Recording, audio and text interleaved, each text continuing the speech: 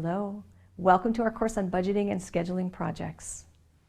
Together we are going to look at how to identify the resource needs of your project.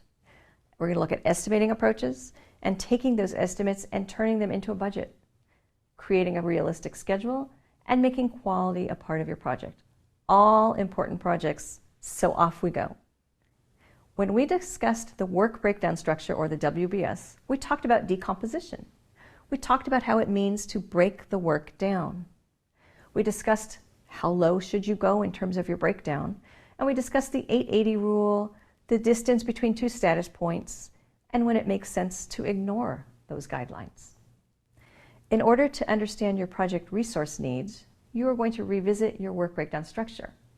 It is possible that you stopped at a level which was detailed enough to know that the work to complete the scope was included, but perhaps not detailed enough to assign the work. Take another look at your work packages. Remember, a work package is the lowest level of your WBS, no matter how low you went. If your work packages are low enough that you can now use them to determine what types of resources are needed, great. If not, now is the time to decompose them into activities. By activity, I mean a piece of work that is assignable and can go into the schedule. Some people would use the word task. Previously, we had been working with a sample project that involved redesigning the hiring processes used by our human resources department.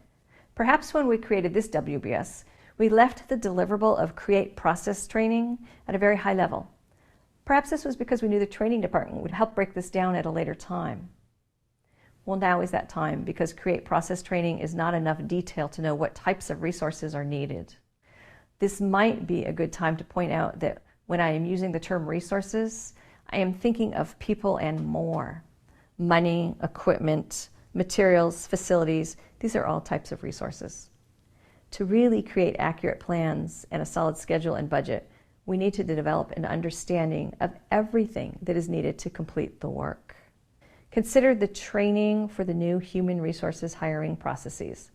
Is this going to be online training or in-person training, or both?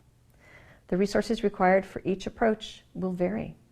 For online training, it's very likely that some information technology resources might be needed. For in-person training, this is less likely to be true. Decomposing the create process training is going to help identify who and what is needed to really create the training. Once you have completed your decomposition, you can look at each work package and determine who or what is needed to make that work a reality. Remember, this is not something you need to do by yourself. Enlist the help of your team, and certainly those who have the expertise in each area.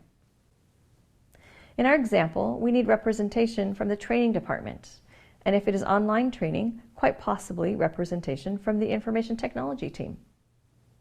With your activities fully broken down and your resources identified, you can create the responsibility assignment matrix, or RAM. If this sounds familiar, it should. We discussed the RAM as a good tool to help your team avoid role conflict and role ambiguity. Perhaps you are wondering where the information comes from to create the RAM. Well, now you know. You can create your RAM after you have fully decomposed your work packages from your WBS and you have identified your resources.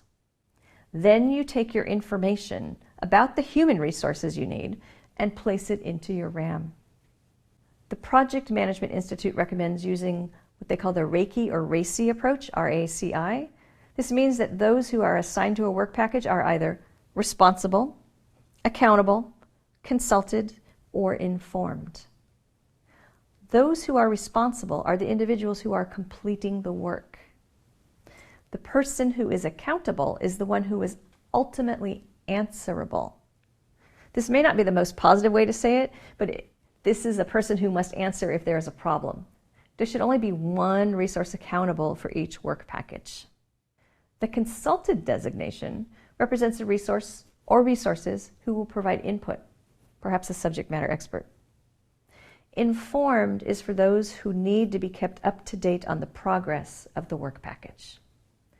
An accurate RAM is really helpful to the team. It really provides visibility into who is doing what. Now, with resource information in hand, we are ready to continue on to our discussion on estimating.